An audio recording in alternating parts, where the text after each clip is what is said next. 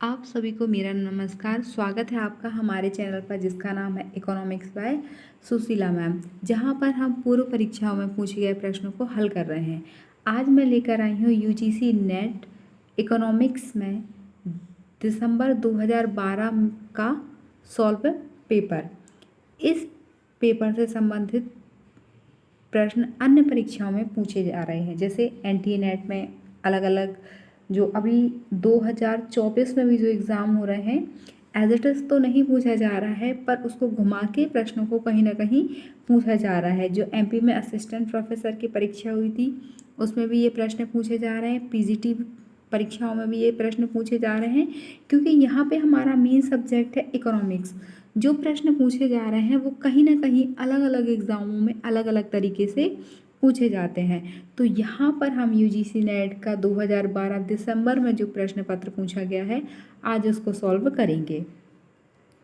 आज का हमारा पहला प्रश्न है, सम उत्पाद पर अधोमुखी गति के लिए पूंजी प्रति इकाई श्रम की एमआरटीएस निम्नलिखित के द्वारा दर्शाई जाती है। पहला DK/DL, दूसरा DK/DL, यहाँ पे माइनस है, माइनस DL, तीसरा है DL/DK और चौथा है माइनस DL/DK। तो इस प्रश्न का हमारा सही जवाब हो जाएगा विकल्प नंबर ए, माइनस DK/L। अब ये होता क्या है, सम उत्पाद पर अधोमुखी गति के लिए पूंजी प्रति इकाई की होती है जो दर्शाई गई है। अब यहाँ पर सम उत्पाद वक्र के नीचे दाईं ओर झुके हुए होते हैं। इसका प्रमुख कारण क्या है, ये वक्र विभिन्न साधनों के विभिन्न संयोग पर समान उत्पादन स्तर दर्शाते हैं। एक साधन की वृद्धि करने पर दूसरे साधन में कमी करना है जिससे उत्पादन का स्तर समान बना रहे। प्रश्न नंबर 2 है, भिन्न बाजारों में भिन्न कीमत वसूल करना क्या कहलाता है। पहला कीमत विभेदीकरण, दूसरा द्वितीय श्रेणी का कीमत विभेदीकरण, तीसरा तृतीय श्रेणी का कीमत विभेदीकरण और चौथा है पूर्ण कीमत विभेदीकरण। इस प्रश्न का सही उत्तर हो जाएगा विकल्प नंबर 1, कीमत विभेदीकरण। भिन्न बाजारों में भिन्न कीमत वसूल करना कीमत विभेदीकरण कहलाता है। यदि एक विक्रेता एक ही वस्तु को उपभोक्ताओं तथा क्रेताओं, उपभोक्ता और क्रेताओं को भिन्न भिन्न कीमतों पर बेचता है तो यही कीमत विभेदीकरण कहलाता है। अगर हम पीगू की बात करें तो पीगू ने इसको 3 भागों में बांटा है। पहला प्रथम कोटि, दूसरा द्वितीय कोटि, तीसरा तृतीय कोटि। प्रथम कोटि का कीमत विभेदीकरण पूर्ण कीमत विभेदीकरण कहलाता है। प्रश्न नंबर 3 है, स्थिरीकरण नीति में निम्नलिखित में से सर्वाधिक महत्वपूर्ण क्या है। पहला निजी निवेश, दूसरा इन्वेंट्री निवेश, तीसरा स्वायत्त निवेश और चौथा है लोक निवेश। तो इस प्रश्न का सही जवाब हो जाएगा विकल्प नंबर 3, स्वायत्त निवेश। स्थिरीकरण नीति में सर्वाधिक महत्वपूर्ण स्वायत्त निवेश है। निवेश राष्ट्रीय उत्पाद का वह भाग है जो नए प्लांट तथा संयंत्र, नवनिर्माण तथा स्टॉक में परिवर्तन के रूप में होता है। निवेश निम्न 2 प्रकार के होते हैं। पहला प्रेरित निवेश, यह निवेश की वृद्धि से प्रेरित होता है। आय बढ़ने पर बढ़ता है और आय घटने पर घटता है तथा आय शून्य होने पर निवेश शून्य हो जाता है। दूसरा होता है स्वायत्त निवेश, जो यहाँ पे हम ले रहे हैं। इस निवेश पर आय के स्तर का कोई प्रभाव नहीं पड़ता, यह पूर्णतः निरपेक्ष होता है। इस प्रकार के निवेश में आय की वृद्धि या कमी का कोई प्रभाव नहीं पड़ता। प्रश्न नंबर 4 है, निर्धनता के दुष्चक्र की अवधारणा किससे संबंधित है। पहला किंडलबर्गर, दूसरा शुम्पेटर, तीसरा रैगनर नक्सरे और चौथा गुन्नार मेडल। तो इस प्रश्न का सही जवाब है विकल्प नंबर 3 रैगनर नक्सरे। निर्धनता के दुष्चक्र की अवधारणा रैगनर नक्सरे फिश से संबंधित है। नक्सरे के अनुसार निर्धनता का दुष्चक्र ऐसी शक्तियों का वृत्तीय समूह है जो एक दूसरे पर इस तरह क्रिया और प्रतिक्रिया करती है कि वे एक गरीब देश को गरीबी की अवस्था में ही रखती है। इन्होंने यहाँ तक कहा है कि एक देश गरीब है क्योंकि वह गरीब है। इस दुष्चक्र की व्याख्या मांग एवं पूर्ति के आधार पर की जाती है।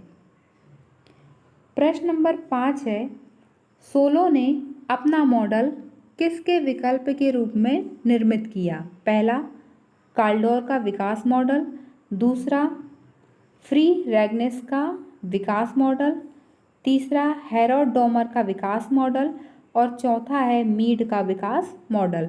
तो इस प्रश्न का हमारा सही जवाब है ऑप्शन नंबर 3 हैरोल्ड डोमर का विकास मॉडल।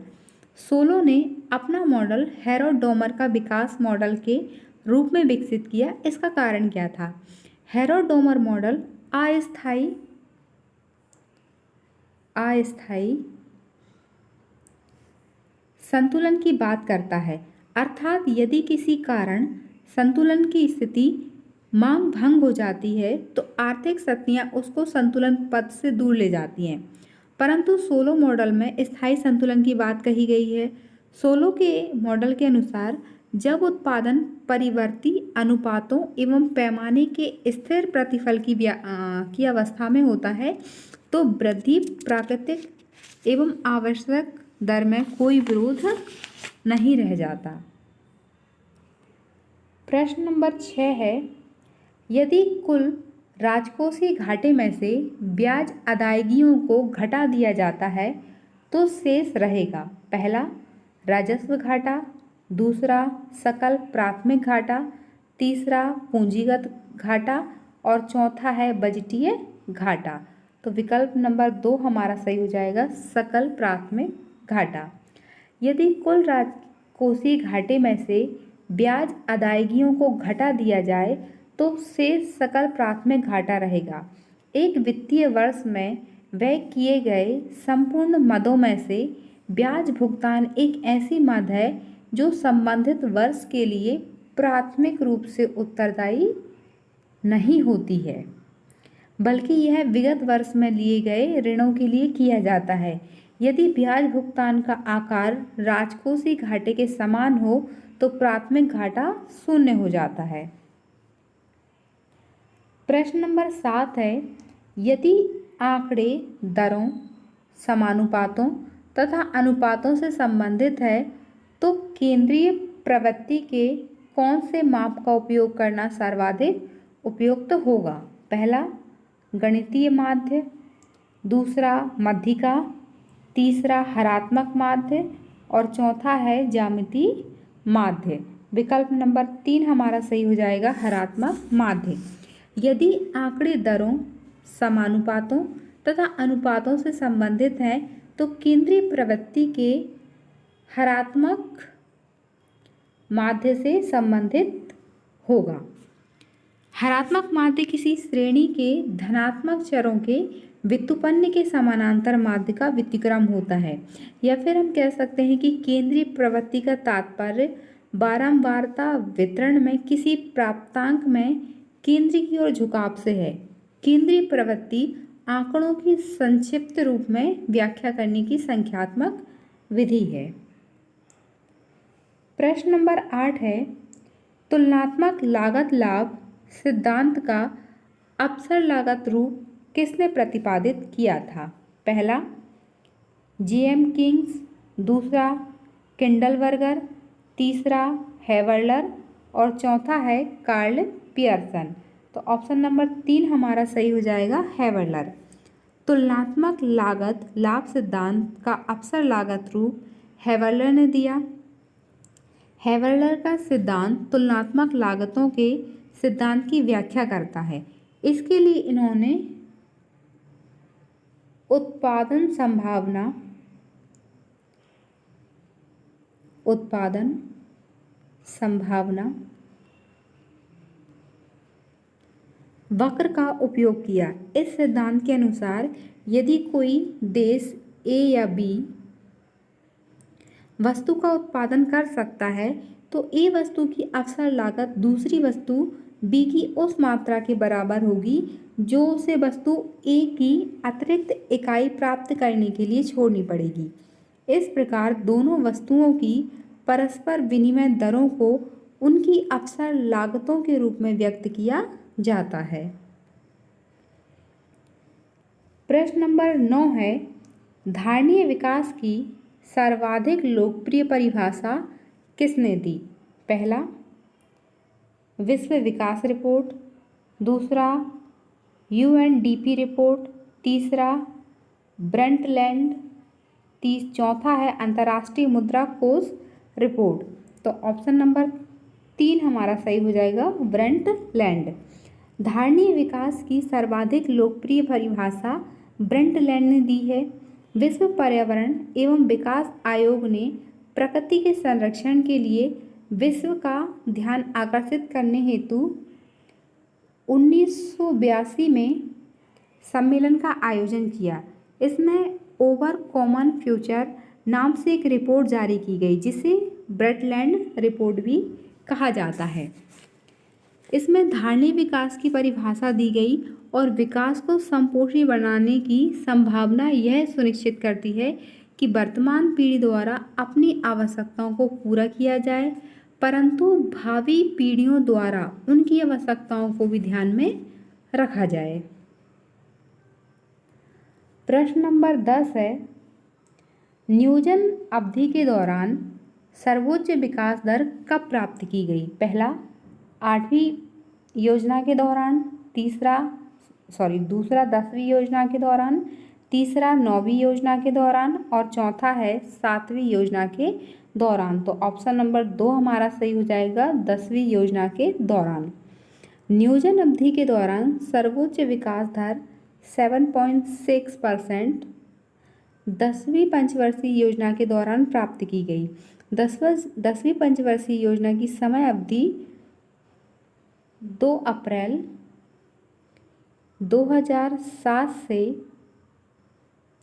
2002 से 31 मार्च 2007 तक थी। इस योजना में आर्थिक वृद्धि दर का लक्ष्य 7.9 रखा गया था और अचीव कितना किया गया था? 7.6। प्रश्न नंबर 11 है, श्रम मूल्य सिद्धांत निम्नलिखित में से किसने प्रतिपादित किया था?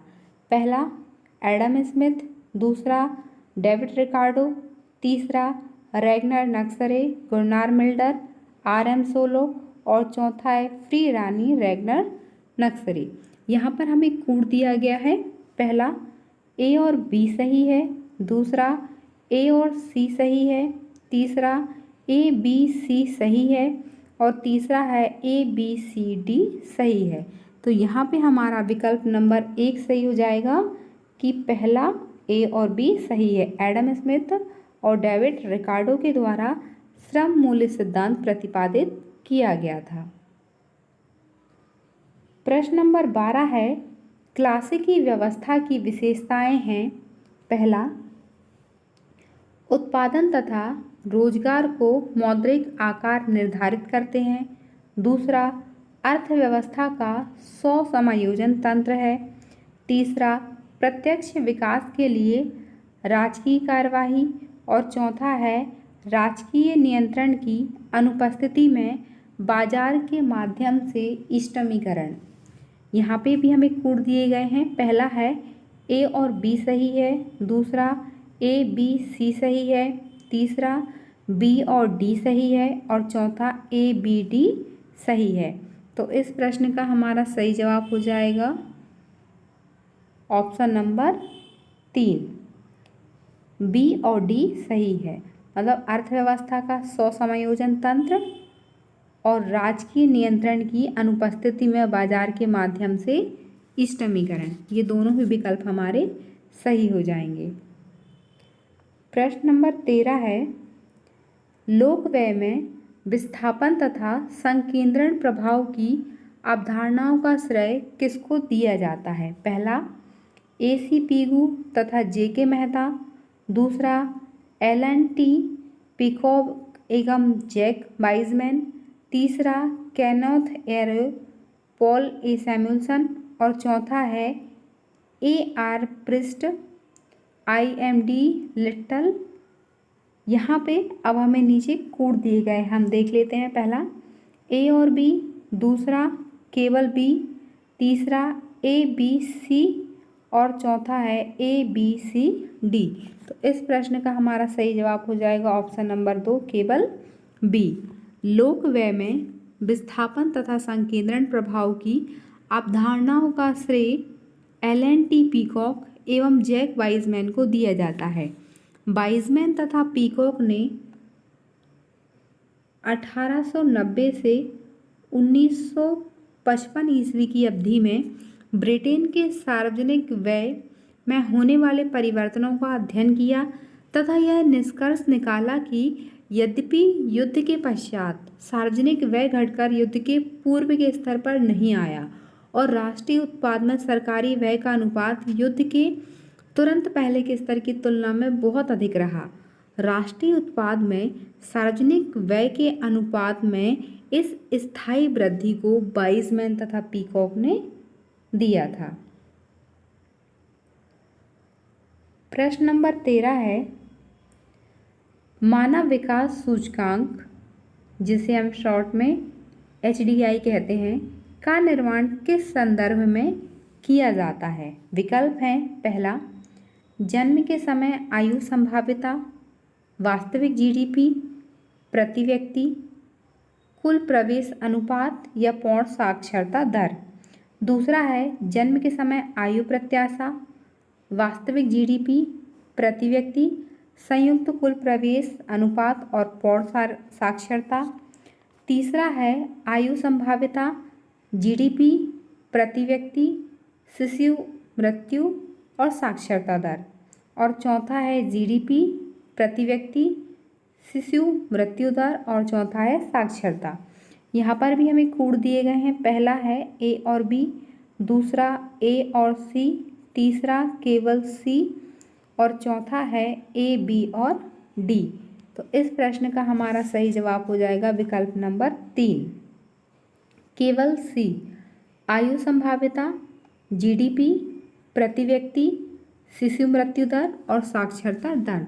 अब मानव विकास रिपोर्ट में इन सबको क्यों लिया गया?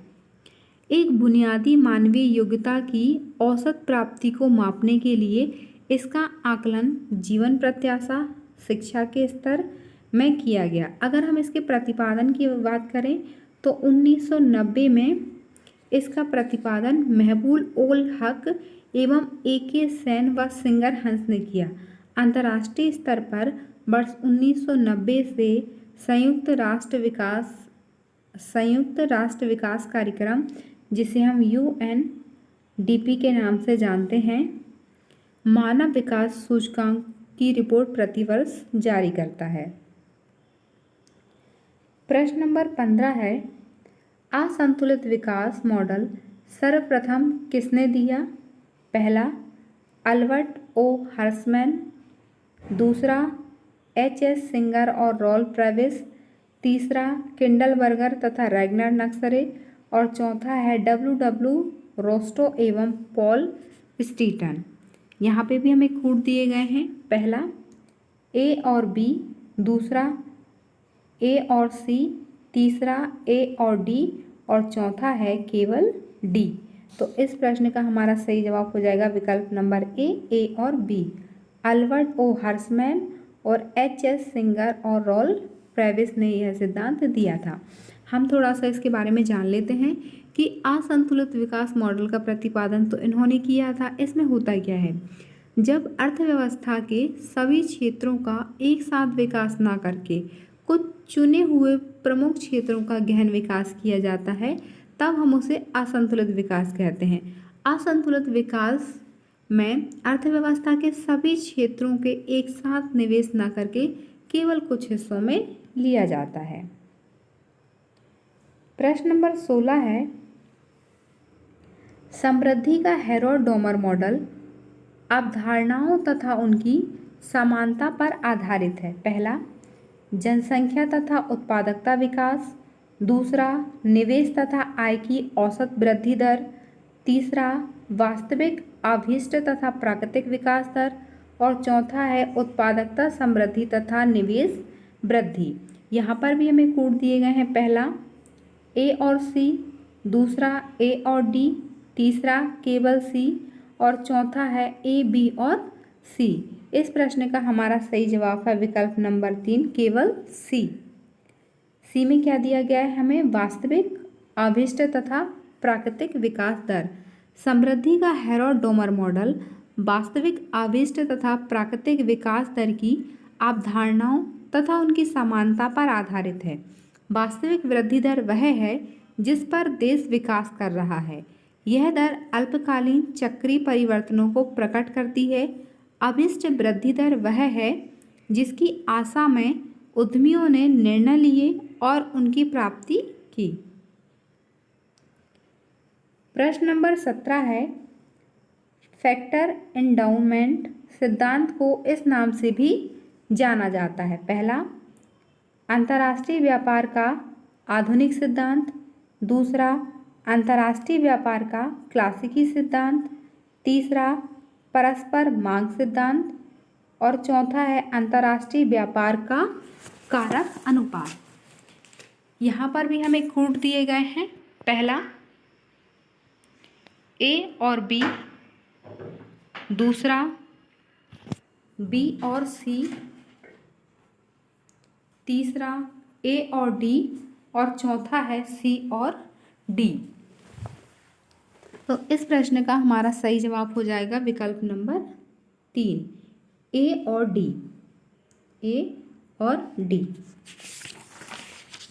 यहाँ पे फैक्टर एंडाउमेंट को अंतर्राष्ट्रीय व्यापार का आधुनिक सिद्धांत तथा अंतर्राष्ट्रीय व्यापार का कारक अनुपात सिद्धांत के नाम से जाना जाता है।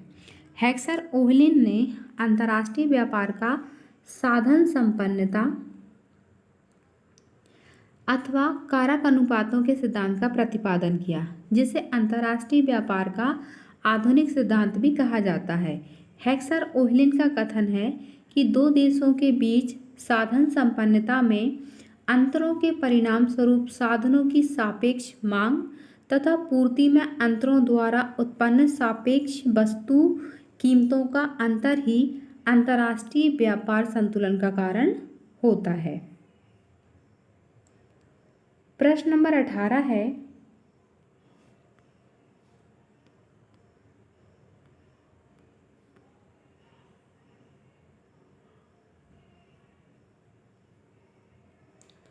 बढ़ते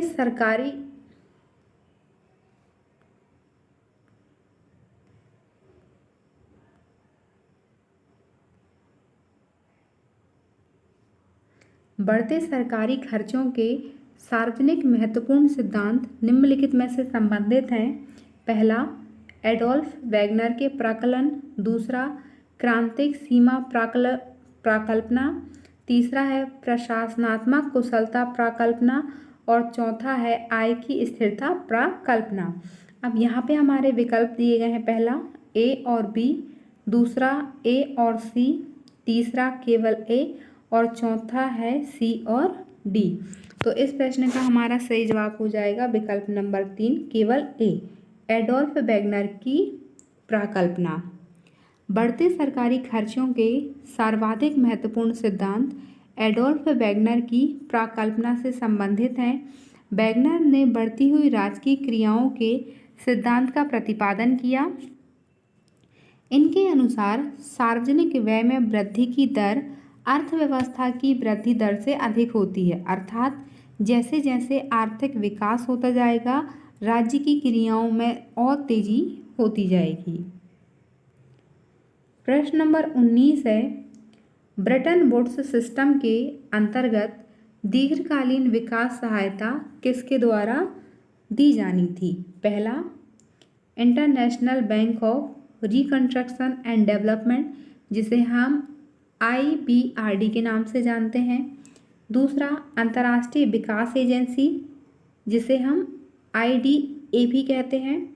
अंतर्राष्ट्रीय मुद्रा कोष IMF और चौथा है उपरोक्त सभी। तो यहाँ पे भी हमें कोड दिए गए हैं। पहला है A और B, दूसरा A, B और C, तीसरा B और C और चौथा है केवल D। तो इस प्रश्न का हमारा सही जवाब हो जाएगा ऑप्शन नंबर A और B।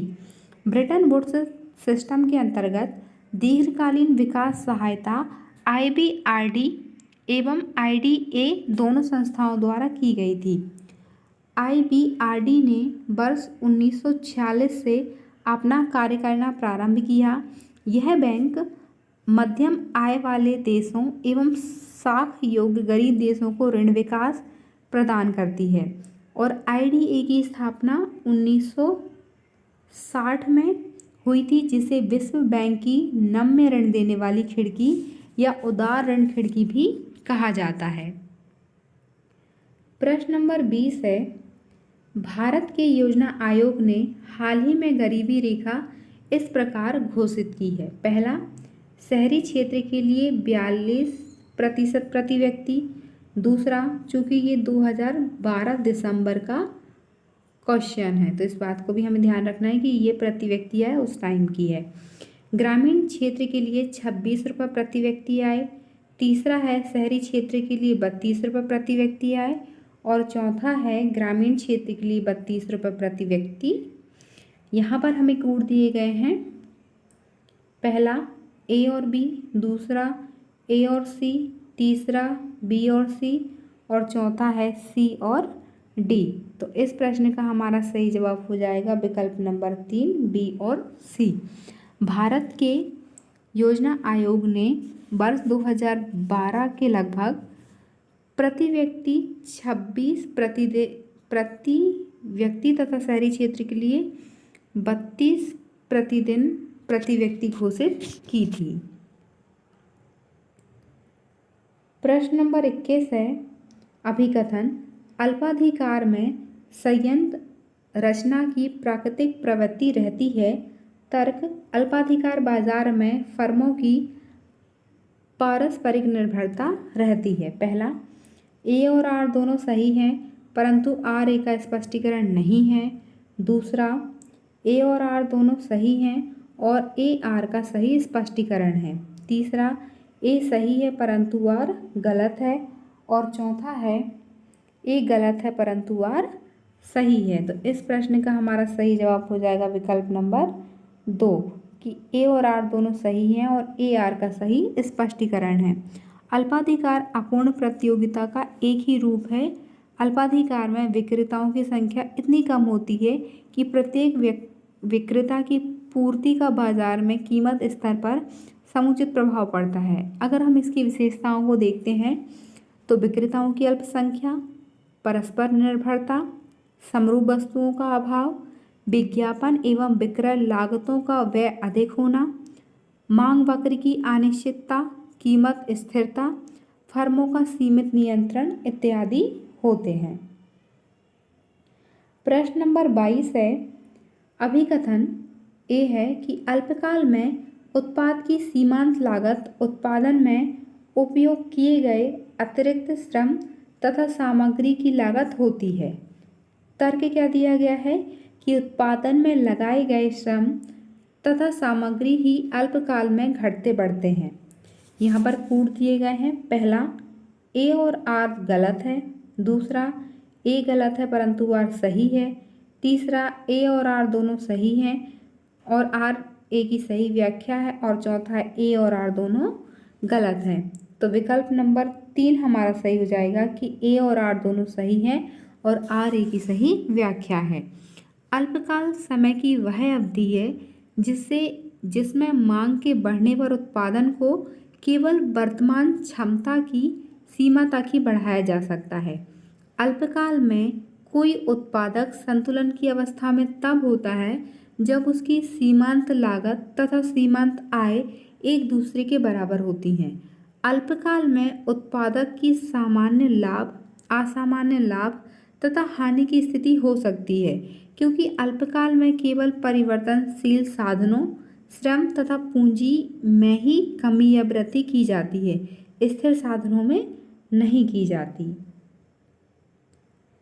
प्रश्न नंबर 23 है, अभिकथन दिया है, व्यापार नीति के उदारीकरण के बाद हुए सुधारों ने भारत की उन्नति को उद्दीपित किया। तर्क क्या दिया है, निजी उद्यमों को भारत के उत्पादन उद्यमों की उन्नति में योगदान करने का अवसर प्राप्त है। खूड़ दिए गए हैं। पहला, ए और आर दोनों सही हैं और आर ए का सही स्पष्टीकरण है। दूसरा, ए और आर दोनों सही हैं परंतु आर ए का सही स्पष्टीकरण नहीं है। तीसरा है, ए और आर दोनों गलत हैं। और चौथा, ए गलत है परंतु आर सही है। तो इस प्रश्न का हमारा सही जवाब है विकल्प नंबर 1। ए और आर दोनों सही हैं और आर का सही स्पष्टीकरण है। आर्थिक उदारीकरण के बाद भारत की व्यापार नीति आयात प्रतिस्थापन के स्थान पर निर्यात प्रोत्साहन की हो गई। निर्यात बढ़ाने के लिए सरकार ने अनेक रियायतें, छूट, प्रोत्साहन आदि निजी क्षेत्र के उद्योगों को निर्यात संबंधी वस्तुओं के उत्पादन के लिए दी, जिससे निजी उद्यमों को भारत के उत्पादन उद्यमों की उन्नति में योगदान करने का अवसर प्राप्त हुआ है। प्रश्न नंबर 23 है, किसी व्यक्ति को जिन वस्तुओं और सेवाओं से वंचित किया जा सकता है वे पूर्णतः निजी वस्तुएं होती हैं। पहला, राज्य द्वारा ऐसी वस्तुएं और सेवाएं निःशुल्क उपलब्ध नहीं कराई जाती हैं। तर्क दिए गए हैं। ए और आर दोनों सही हैं और ए आर का सही स्पष्टीकरण है। दूसरा, ए आर दोनों सही हैं परंतु आर ए का सही स्पष्टीकरण नहीं है। तीसरा, ए सही परंतु आर गलत। और चौथा है, ए गलत परंतु आर सही है। तो इस प्रश्न का हमारा सही जवाब है विकल्प नंबर 1। ए और आर दोनों सही हैं और ए आर का सही स्पष्टीकरण है। निजी वस्तुएं वे वस्तुएं होती हैं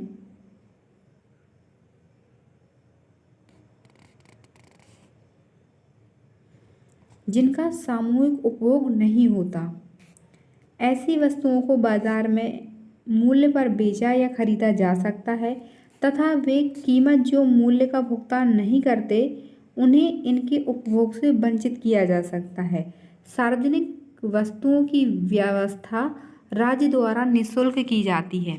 किसी भी व्यक्ति को इनके उपयोग से वंचित नहीं किया जा सकता। प्रश्न नंबर 25 है, एक देश निर्धन है क्योंकि वो निर्धन है। निर्धन देश की आय न्यून होती है, इसलिए उसकी बचत और निवेश कम होते हैं। कम निवेश उसकी उत्पादन क्षमता को सीमित करता है, जिससे न्यून उत्पादन क्षमता सीमित होती है, जिससे न्यून उत्पादन और आय का परिणाम निकलता है। कूट दिए गए हैं। ए और आर दोनों सही हैं। ए आर का सही स्पष्टीकरण नहीं है। दूसरा, ए आर दोनों सही हैं और ए आर का सही स्पष्टीकरण है। तीसरा, ए सही है परंतु आर गलत है। और चौथा, ए गलत है परंतु आर सही है। तो यहाँ पे हमारा विकल्प नंबर 2 सही हो जाएगा। ए और आर दोनों सही हैं और ए आर का सही स्पष्टीकरण है। अल्प विकसित देश गरीबी के भंवर में फंसे रहते हैं, इसे ही गरीबी का हम कुचक्र कहते हैं। इसमें गरीबी पुनः गरीबी को जन्म देती है। ये बात हमारे रेगनर नक्सरे ने भी बहुत अच्छे से समझाई हुई है। प्रश्न नंबर 26 है, समस्त ऐतिहासिक घटनाएं किसी समाज के विभिन्न समूहों और श्रेणियों के बीच निरंतर आर्थिक संघर्ष का परिणाम होती हैं। तर्क दिया है, यह संघर्ष उत्पादन की विधि और उत्पादन के एजेंटों की भूमिका को दिए जाने वाले मान के बीच में द्वंद्व के कारण होते हैं। खूट दिए हैं। ए और आर दोनों सही हैं। ए आर का सही स्पष्टीकरण नहीं है। दूसरा, ए आर दोनों सही हैं और ए आर का सही स्पष्टीकरण है। तीसरा, ए सही है परंतु आर गलत है। और चौथा, ए गलत है परंतु आर सही है। इस प्रश्न का हमारा सही जवाब हो जाएगा ऑप्शन नंबर 2, ए और आर दोनों सही है।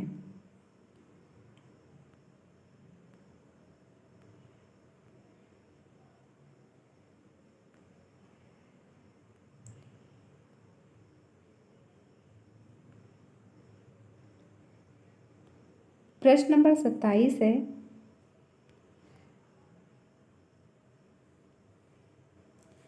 अभिकथन के समानांतर के एल के समानांतर के पश्चात संतुलन मूल्य की दिशा में समायोजित होता है। तर्क दिया है क्योंकि उत्पादन में तकनीकी गुणांक स्थिर होते हैं।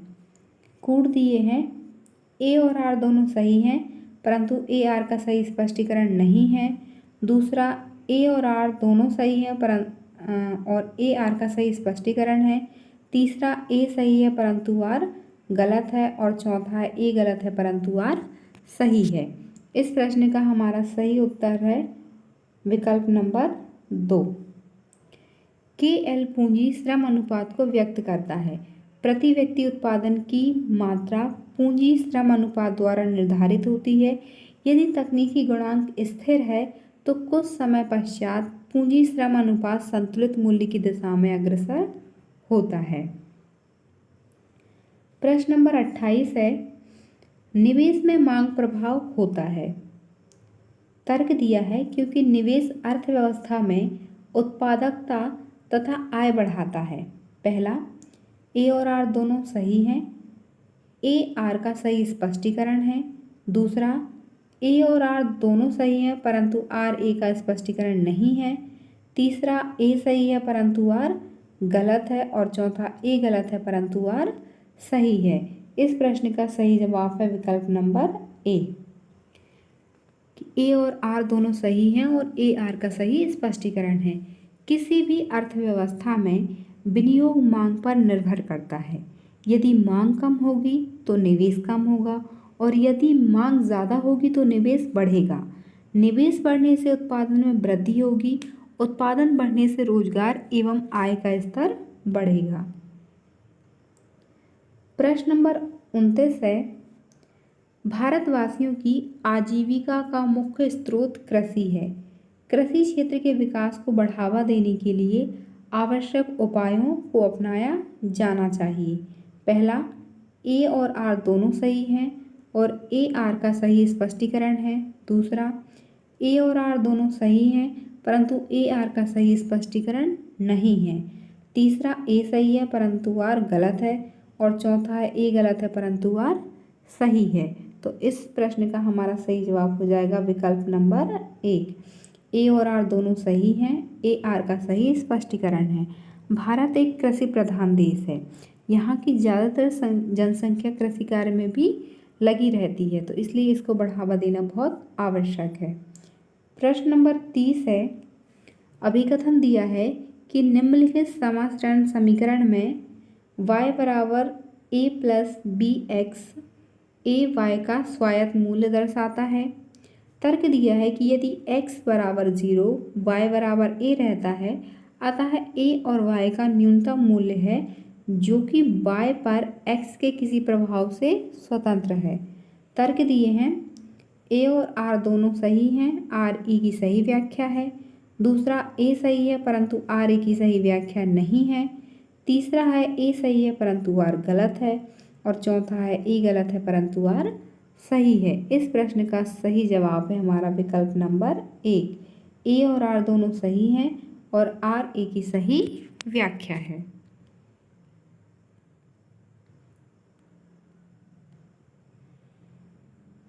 प्रश्न नंबर 31 है, मांग सिद्धांत के क्रमिक विकास के क्रम की शनाख्त कीजिए। पहला, मार्शल का मांग सिद्धांत। दूसरा, अनाधिमान वक्र रेखा। तीसरा, स्वप्रकाशित अधिमान सिद्धांत। चौथा, मांग का मंद अधिमान क्रम सिद्धांत। विकल्प हैं ए सी डी बी, दूसरा डी बी ए सी, तीसरा ए सी बी डी और चौथा ए बी और सी डी। तो इस प्रश्न का हमारा सही जवाब हो जाएगा विकल्प नंबर डी। सबसे पहले मार्शल का मांग सिद्धांत आया। दूसरे नंबर पर आया अनादिमान वक्र सिद्धांत। तीसरे नंबर पर आया है स्वप्रकाशित अधिमान सिद्धांत। और चौथे नंबर पे है हमारा मांग का मंद अधिमान सिद्धांत। प्रश्न नंबर 32 है, निम्नलिखित सिद्धांतों के सही कालक्रमिक क्रम को पहचानिए। पहला, मुद्रा का सिद्धांत का कैम्ब्रिज रूप। दूसरा, परिणाम सिद्धांत का फ्रेशर रूप। तीसरा, मुद्रा की मांग का टोबिन सिद्धांत। और चौथा है बामोल का इन्वेंट्री मांग सिद्धांत। यहाँ पर हमें कोड दिए गए हैं CDAB, दूसरा BADC, तीसरा DABC और चौथा है ABCD। तो इस प्रश्न का हमारा सही जवाब हो जाएगा विकल्प नंबर 2। सबसे पहले मुद्रा का परिणाम सिद्धांत का फिशर रूप आया। दूसरे नंबर पे मुद्रा का सिद्धांत कैम्ब्रिज आया। तीसरे नंबर पर आया हमारा बामोल का इन्वेंट्री सिद्धांत। और चौथे नंबर पर आया है मुद्रा मांग कर टोबिन का सिद्धांत। प्रश्न नंबर 32 है, यहाँ पे भी हमें सीक्वेंस वाइज अरेंज करना है। पहला दिया है किंग्स उपभोक्ता कार्य। दूसरा, आयु चक्र प्रकल्पना। तीसरा, सापेक्ष आय प्रकल्पना। और चौथा है फ्रीडमैन की स्थायी आय परिकल्पना। यहाँ पर भी हमें कोड दिए गए हैं। पहला DBAC, दूसरा BACD, तीसरा ACDB और चौथा है CDBA। इस प्रश्न का हमारा सही जवाब हो जाएगा विकल्प नंबर 3। सबसे पहले किंग्स उपभोक्ता कार्य आया। दूसरे नंबर पर सापेक्ष आय परिकल्पना। तीसरे नंबर पर फ्रीडमैन की स्थायी आय परिकल्पना। और चौथे नंबर पर आयु चक्र की प्रकल्पना। प्रश्न नंबर 34 है, मार्क्स के आर्थिक विकास मॉडल के कालक्रमबद्ध चरणों की पहचान कीजिए। पहला, पूंजीवादी संकट। दूसरा, पूंजी संचयन। तीसरा, अतिरेक मूल्य। चौथा है इतिहास का पदार्थवादी विश्लेषण। पहला है BACD, दूसरा CDBA, तीसरा है DCBA और चौथा है CBAD। इस प्रश्न का सही जवाब है विकल्प नंबर 4। सबसे पहले अतिरेक मूल्य का सिद्धांत आया। दूसरे नंबर पर पूंजी संचयन। तीसरा है पूंजीवादी संकट और चौथा है इतिहास का पदार्थवादी विश्लेषण। प्रश्न नंबर 35 है, हेरोड विकास मॉडल की क्रमिक प्रक्रिया है। पहला, सामान्य वृद्धि दर। दूसरा, अभिष्ट वृद्धि दर। तीसरा, वास्तविक वृद्धि दर और चौथा है अपसारिता। कोड दिए गए हैं DCBA, दूसरा CBAD, तीसरा BADC और चौथा है ADCB। इस प्रश्न का सही जवाब है विकल्प नंबर 2। सबसे पहले आया वास्तविक वृद्धि दर। दूसरे नंबर पर आया है अभिष्ट वृद्धि दर। तीसरे नंबर पर आया है सामान्य वृद्धि दर और चौथे नंबर पर आया है अपसारिता। प्रश्न नंबर 36 है, सार्क SAARC सदस्यों के शिखर सम्मेलनों को जिस क्रम में आयोजित हुए उसी क्रम में दर्शाइए। पहला, नई दिल्ली। दूसरा, बेंगलुरु। तीसरा, इस्लामाबाद और चौथा काठमांडू। विकल्प दिए गए हैं। पहला ACDB, दूसरा ABCD, तीसरा BDCA और चौथा है CBAD। इस प्रश्न का सही जवाब है विकल्प नंबर 3।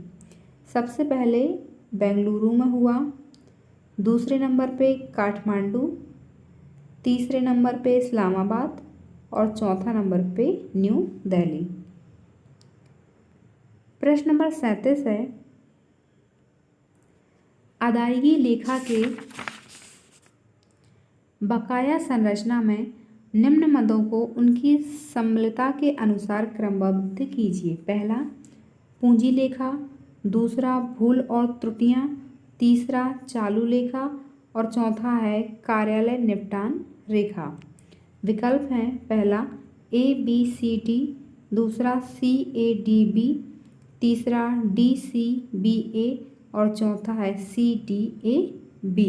इस प्रश्न का सही जवाब हो जाएगा हमारा विकल्प नंबर 2। सबसे पहले चालू लेखा आया, दूसरे नंबर पे पूंजी लेखा, तीसरे नंबर पे कार्यालय निपटान लेखा और चौथे नंबर पर है भूल एवं त्रुटियां।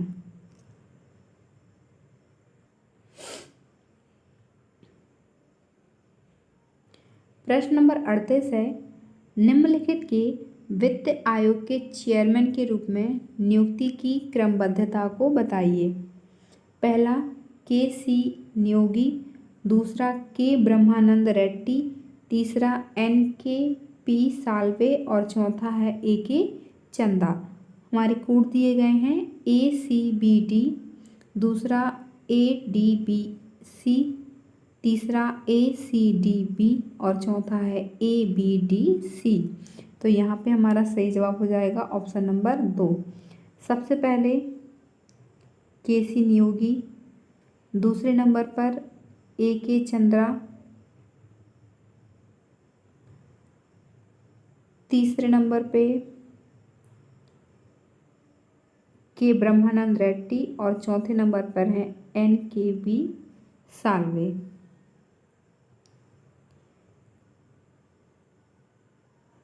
अगर हम इनके वर्ष की प्रश्न नंबर 39 है, निम्नलिखित को उनको लागू होने के काल क्रमानुसार क्रमबद्ध कीजिए। पहला आयकर, दूसरा व्ययकर, तीसरा मूल्यवर्धित कर और चौथा है अनुशंसी लाभ कर। यहाँ पे हमें कोड दिए गए हैं ACBD, दूसरा ABCD, तीसरा BCDA, चौथा है CDAB। इस प्रश्न का हमारा सही जवाब हो जाएगा विकल्प नंबर 4। सबसे पहले मूल्यवर्धित कर, फिर आया अनुशंसी लाभ कर, तीसरे नंबर पर आया आयकर और चौथे नंबर पर आया व्यय कर। प्रश्न नंबर 40 है, निम्नलिखित को उनके विकसित होने के क्रम में लगाइए। पहला दो निदर्शनों से अधिक के माध्यमों के बीच अंतर का फिशर F सार्थकता परीक्षण, दूसरा दो निदर्शनों के माध्यमों के बीच अंतर का गॉसेट का परीक्षण, तीसरा पियर्सन का सहसंबंध गुणांक, चौथा स्पीयरमैन का कोटि सहसंबंधता गुणांक। पहला है ABCD, दूसरा CBAD, तीसरा BACD और चौथा है DABC। इस प्रश्न का हमारा सही जवाब हो जाएगा विकल्प नंबर 2। यहाँ पे चूँकि 3 पहले दिया है और 2 बाद में दिया हुआ है, पर हमारे विकल्प यही सही होगा। सबसे पहले दो निदर्शनों के माध्यमों के बीच का अंतर आया, उसके बाद में दो निदर्शनों से अधिक के माध्यमों के बीच अंतर फिशर का F सार्थकता सिद्धांत, तीसरे नंबर पर पियर्सन का सहसंबंध और चौथे नंबर पर है स्पीयरमैन का कोटि सहसंबंध गुणांक। प्रश्न नंबर 41 है,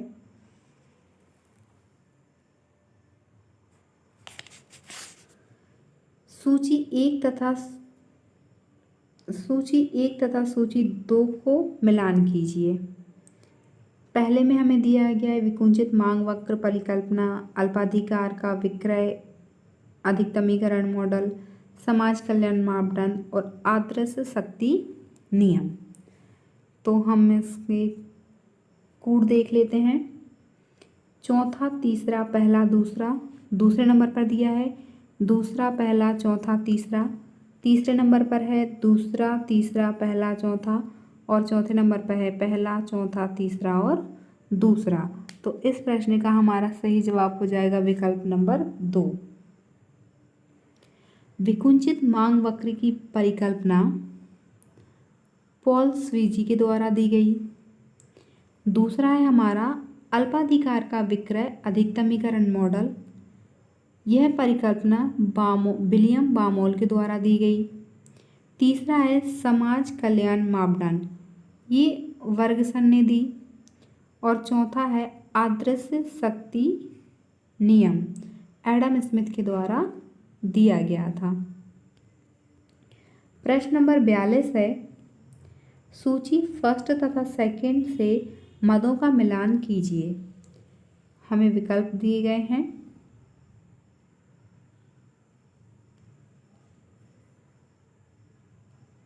पहला, उपभोग का मनोवैज्ञानिक नियम। दूसरा, ब्याज का समय अधिमान सिद्धांत। तीसरा, लोक विकल्प दृष्टिकोण। और चौथा है खुली अर्थव्यवस्था का ISM मॉडल। तो चूंकि इस प्रश्न में हमें विकल्प नहीं दिए गए हैं तो हम बिना विकल्प के ही इसको मिलान करने का प्रयास करते हैं। उपभोग का मनोवैज्ञानिक नियम, इस नियम को GM किंग्स ने दिया था। तो इस पे हम पहला लिख देंगे, GM किंग्स के द्वारा इसको दिया गया था। दूसरा है हमारा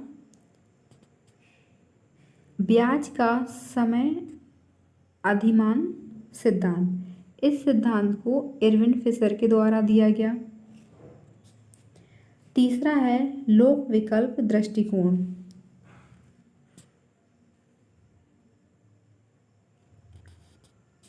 इसको गार्डन टुल्लोक के द्वारा दिया गया। और चौथा है खुली अर्थव्यवस्था का ISM मॉडल, तो मुंडेल एवं फ्लेमिंग के द्वारा इस सिद्धांत को प्रतिपादन किया गया था। प्रश्न नंबर 43 है, सूची फर्स्ट और सेकंड का मिलान कीजिए। ए में दिया है माध्याह्न भोजन स्कीम। दूसरा, M नरेगा का क्रियान्वयन, क्योंकि पहले इसको मनरेगा बोला जाता था, बाद में इसका नाम नरेगा रखा गया, तो दोनों ही चीज़ों से इसको बोला जाता है।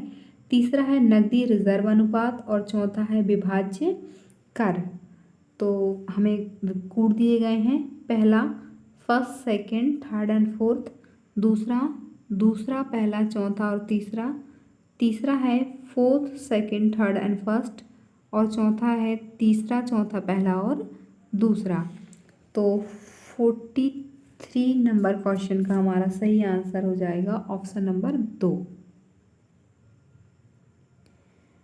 मध्याह्न भोजन स्कीम 1995 में आई हुई थी। नरेगा का क्रियान्वयन 2006 से प्रारंभ किया गया। नकदी रिजर्व अनुपात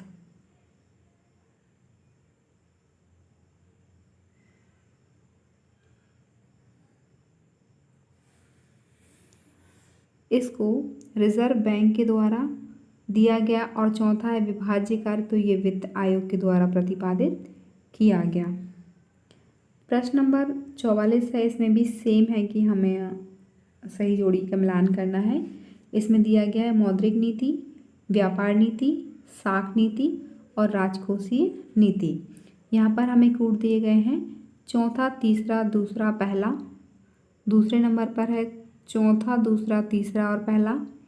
तीसरे नंबर पर है तीसरा, दूसरा, पहला और चौथा। और चौथे नंबर पर है दूसरा, पहला, चौथा और तीसरा। तो इस प्रश्न का हमारा सही जवाब हो जाएगा विकल्प नंबर 1। मौद्रिक नीति बैंक दर से संबंधित है। दूसरा है व्यापार नीति, ये आयात तथा निर्यात से संबंधित है। तीसरा है साख नीति, इसका संबंध मार्जिन मनी या सीमांत मुद्दे से है, और चौथा है राजकोषीय नीति जिसका संबंध कर की दर से होता है। प्रश्न नंबर 45 है, इसमें भी हमें सही मिलान करना है। ऑप्शन दिए हैं हमें J.M. बुकानन, दूसरा फिंडले सिरास, तीसरा R.N. भार्गव और चौथा है A.P. लर्नर। यहाँ पे हमारे विकल्प दिए गए हैं तीसरा, दूसरा, पहला और चौथा, दूसरा, तीसरा, पहला, चौथा और दूसरा, तीसरा है दूसरा, तीसरा, पहला और चौथा दिया गया है पहला, चौथा, तीसरा और दूसरा। तो इस प्रश्न का हमारा सही जवाब हो जाएगा विकल्प नंबर 2। J.M. बुकानन ने लोक विकल्प सिद्धांत दिया था 1960 में। फिंडले सिरास ने लोक व्यय के नियम प्रतिपादित किए हुए थे। R.N. भार्गव के द्वारा संघीय वित्त की व्यवस्था की गई थी और A.P. लर्नर के द्वारा कार्यात्मक वित्त व्यवस्था स्थापित की गई थी, जिसे A.P. लर्नर द्वारा प्रस्तावित किया गया और यह प्रभावी मांग सिद्धांतों तथा चार्टरलिज्म पर आधारित है। प्रश्न नंबर 46 है, सूची फर्स्ट तथा सेकंड के मदों का मिलान कीजिए। उत्तर के लिए नीचे दिए गए कोड का प्रयोग करें। पहले नंबर पर दिया है हमें पूंजी की जैव रचना, दूसरा प्राकृतिक नियम का सिद्धांत, तीसरा नवीनीकरण और चौथा है असंतुलित विकास का सिद्धांत। विकल्प दिए गए हैं हमें तीसरा, चौथा, दूसरा और पहला। दूसरे नंबर पर है चौथा, तीसरा, पहला और दूसरा। तीसरे नंबर पर है दूसरा, पहला, तीसरा और चौथा।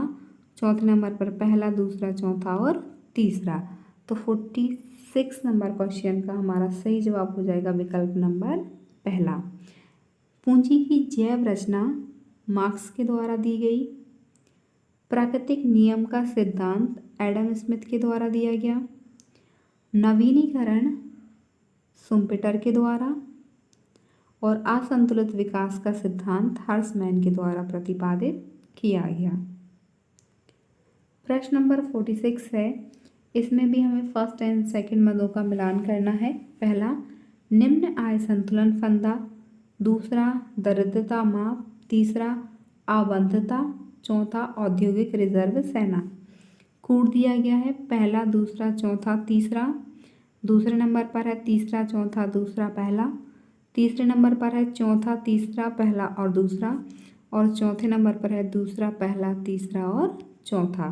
तो इस प्रश्न का हमारा सही जवाब है विकल्प नंबर 2। निम्न आय का संतुलन फंदा नेल्सन के द्वारा दिया गया। दरिद्रता माप सुरेश तेंदुलकर के द्वारा दी गई। आवंधता मुक्त व्यापार एडम स्मिथ के द्वारा दिया गया।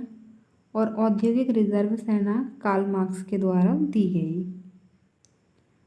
प्रश्न नंबर 48 है, सूची फर्स्ट तथा सूची सेकंड का मिलान कीजिए। पहला विकल्प है निरपेक्ष लागत लाभ नियम, दूसरा तुलनात्मक लागत लाभ का सिद्धांत, चौथा है अंतर्राष्ट्रीय व्यापार का आधुनिक सिद्धांत और चौथा है अवसर लागत सिद्धांत। कोड दिया है चौथा, दूसरा, पहला, तीसरा। फिर दूसरे नंबर पर दिया है तीसरा, चौथा, दूसरा और पहला। तीसरे नंबर पर है दूसरा, तीसरा, चौथा और पहला। और चौथे नंबर पर है पहला, चौथा, तीसरा और दूसरा। तो इस प्रश्न का हमारा सही जवाब हो जाएगा विकल्प नंबर 2। निरपेक्ष लागत लाभ सिद्धांत एडम स्मिथ के द्वारा दिया गया। तुलनात्मक लागत लाभ का सिद्धांत रिकार्डो के द्वारा दिया गया। अंतर्राष्ट्रीय व्यापार का आधुनिक सिद्धांत हेक्सर ओहलिन के द्वारा दिया गया। और अवसर लागत सिद्धांत हेवलर के द्वारा दिया गया। प्रश्न नंबर 49 है, फर्स्ट एंड सेकंड सूची का मिलान करना है। विकल्प ए है मौद्रिकवाद, दूसरा रोजगार गुणक, तीसरा संतुलित बजट का गुणक प्रभाव और चौथा है तार्किक प्रत्याशा प्रकल्पना। कोड दिए गए हैं दूसरा, चौथा, तीसरा, पहला। दूसरे नंबर पर है चौथा, पहला, दूसरा और तीसरा। तीसरे नंबर पर है पहला, तीसरा, चौथा और दूसरा। और चौथे नंबर पर है तीसरा, दूसरा, पहला और चौथा। इस प्रश्न का हमारा सही जवाब है विकल्प नंबर 2। मौद्रिकवाद मिल्टन फ्रीडमैन के द्वारा दिया गया। रोजगार गुणक RF काहन के द्वारा। संतुलित बजट का गुणक प्रभाव T हैवलमो के द्वारा दिया गया। और चौथा, तार्किक प्रत्याशा प्रकल्पना जॉन मुथ के द्वारा दी गई। प्रश्न नंबर 50 है, इसमें भी हमें सूची का मिलान करना है। विकल्प दिए गए हैं संभाव्यता सिद्धांत, माध्य, तीसरा है डेटा का सामान्य वितरण और चौथा है प्रतिदर्श। यहाँ पे भी हमें कोड दिए गए हैं पहला, दूसरा, तीसरा, चौथा। दूसरे नंबर पर है चौथा, तीसरा, दूसरा, पहला। तीसरे नंबर पर है दूसरा, पहला, चौथा और तीसरा। और चौथे नंबर पर है चौथा, पहला, दूसरा और तीसरा। इस प्रश्न का हमारा सही जवाब है विकल्प नंबर 3। संभाव्यता सिद्धांत अनिश्चित घटनाओं से संबंधित है। माध्य वितरण की निरूपित करने वाला एकल मान है। डेटा का सामान्य वितरण m माध्य प्लस 3 इससे संबंधित है। और चौथे नंबर पर दिया है हम प्रतिदर्श सैंपल, तो जनसंख्या का लघु प्रतिरूप। इस वीडियो को पूरा देखने के लिए बहुत बहुत धन्यवाद। अगर आपको यह वीडियो अच्छी लगी है तो लाइक करें, वीडियो को ज़्यादा से ज़्यादा शेयर करें, कमेंट करें और चैनल को सब्सक्राइब करें ताकि आपको ऐसी उपयोगी वीडियो आगे भी मिल सके। Have a good day.